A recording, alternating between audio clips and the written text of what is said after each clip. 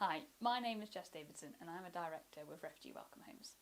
For those of you who don't know us, we exist to encourage people within the Bristol area with a spare room to rent them to refugee lodgers.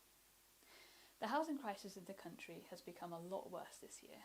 This has been made worse by rising rent prices, a lack of properties, and unfortunately a lot of people have been pushed out of the housing market. This is made particularly worse if you've just been given your right to remain in this country as a refugee. We've been working with Ali. Ali is a highly trained engineer in his home country, but unfortunately has had to flee due to religious persecution. He's been housed in a hotel in Bristol for the last 2 years, but has been unable to work that whole time.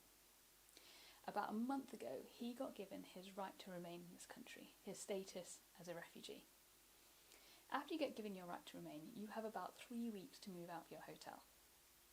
In those 3 weeks, you're expected to find a house, and that means, having a deposit for a month as well as a guarantor, finding a job, and a job as well that's able to sustain a salary that allows you to rent in Bristol, which is very high, prove a credit history in this country, as well as be a self-sustaining person, all by yourself.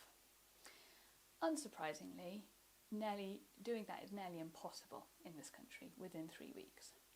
But with the 3 weeks he did have, he was able to sign up for universal credits and was able to contact different housing charities, including Refugee Welcome Homes. We were able to match him with a fantastic landlord who was willing to take him in at a base rate, so the universal credit rate for rent, as well as give him a 1 year's lodging agreement.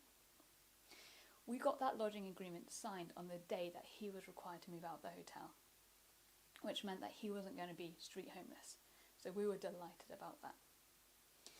Over this next year, this means that Ali will be able to thrive and sort of grow in this city within a safe and supportive environment.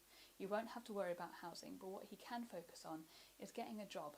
He can focus on his new life in this country and can feel like he can create a new life for himself and his family once they come over as well. But what I want to say today is that none of what we've done this year would be possible without the support and partnership of churches like Ebby's. I just want to say a humongous thank you to each and every one of you for your financial, but most importantly, prayer support that you've provided us with. And so on behalf of all of the lodgers that we've housed this year, I wanted to say a massive thank you to each and every one of you. Thank you very much, and Merry Christmas.